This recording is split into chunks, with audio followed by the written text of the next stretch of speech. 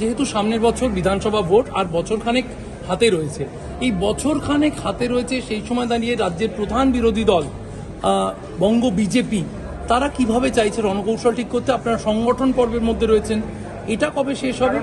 আর অনেক অ্যাডভান্টেজ তৃণমূল কংগ্রেস তারা এমনভাবে প্রচারে নেমে পড়েছে, অলরেডি মিটিং যেভাবে চলছে তাতে বিজেপি। দেখুন, এক একজনের খেলা স্টাইল এক এক রকম হয়।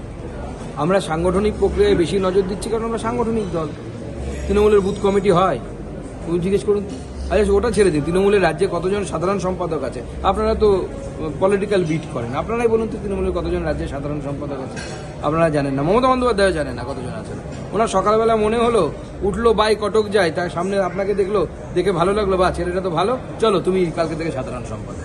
স্বাভাবিকভাবে তারা ওটা করবেন না, তারা যেটা করেন সেটাই করেন, রাস্তাঘাটে চিৎকার চেঁচামেচি, হই হাল্লা, নাটক যাত্রা করে বেড়াবেন। আমরা সাংগঠনিক দল, তো স্বাভাবিকভাবে আমরা সাংগঠনিক প্রক্রিয়ার উপর বেশি কনসেন্ট্রেট করবো। That is our strength. আমাদের আইপ্যাক প্যাক ওরকম কিছু নেই।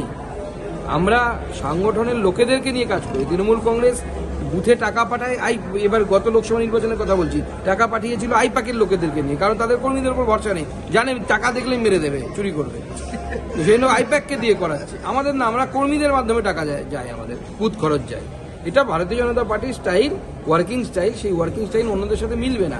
এইভাবেই ভারতীয় জনতা পার্টি সিংহভাগ রাজ্যে আমরা ক্ষমতায় আছি, বাংলাতেও আসবে। গত